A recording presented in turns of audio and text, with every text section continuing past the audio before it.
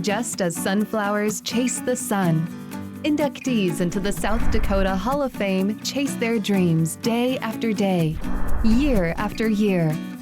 The 700-plus inductees in the Hall of Fame come from all backgrounds and corners of our state.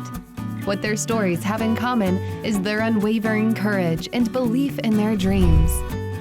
These dream chasers are an inspiration for us all to strive for excellence and believe in our own potential to chase dreams well into the future. Mary Olinger's life is one dedicated to giving back, serving others, and in truly making wishes come true. At no time was this more evident than during her 18 years as president and CEO of Make-A-Wish South Dakota. Yet, Mary's giving goes far beyond the wishes granted to hundreds of children and their families. Mary utilized her business savvy and people skills to bring hundreds of new volunteers and donors into the organization.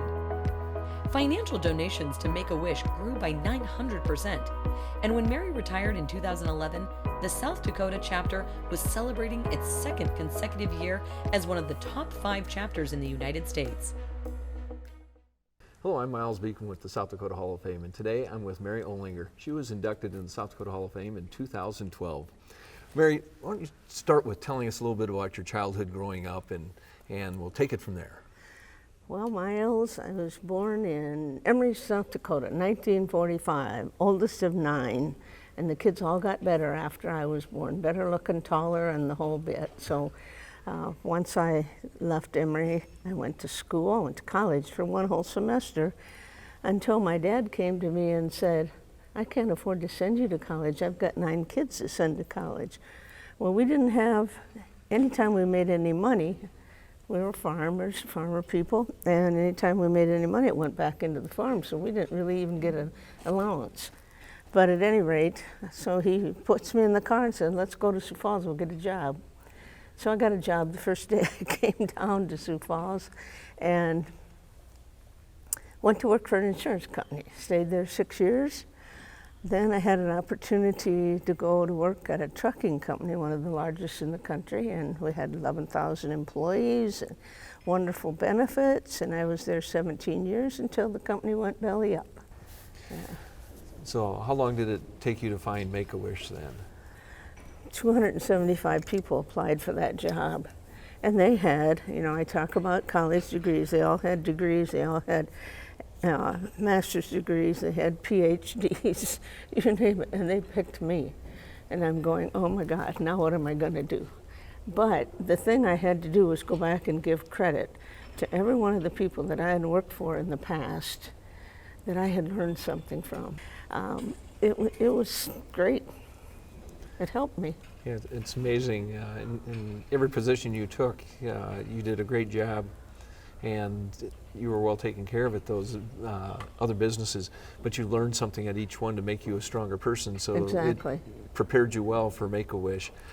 When you started at Make-A-Wish, how many kids were you helping, people were you helping? Well, I started in 1993, and we had between 12 and 18 kids that we were granting wishes for, but the sad part about that is that we had no money.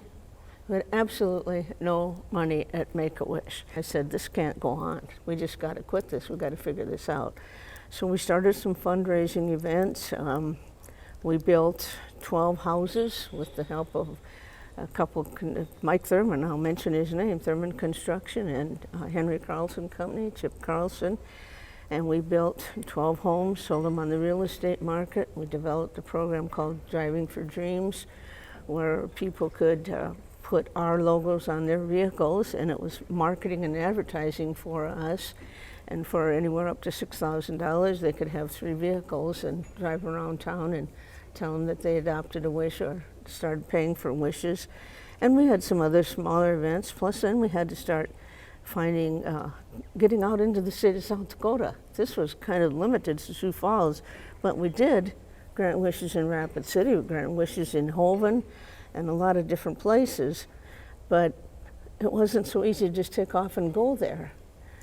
So I got to Aberdeen, I sat down and we had a meeting and got a bunch of volunteers together, and so then they started holding some events, an annual dance. The people in Watertown held an annual event that raised anywhere from $30,000 to $60,000, and they're still doing it to this day. And it just took a lot of groundwork, a lot of meeting people, getting the right people on our board. The biggest thing is I just learned to love people so much, and I really didn't even know my board members that well. They had prominent names, but the first thing I did was I went to every one of those board members and sat down and said, "What do you expect out of me? You guys have hired me now. What do you want me to do?" And it was really helpful. And then I went to other nonprofit directors and asked them the same thing. How does your operation work? So. And that's always good to know, is those expectations. So that's impressive that you had the initiative to go and sit down with the board members and make sure what their expectations were of you. I had to learn. I had to know, you know. Took a lot of notes. I still do take a lot of notes, even though I'm retired. But, you know, you learn a lot from other people if you just listen. And it's just kind of amazing, the connections I've made with people all over the state of South Dakota.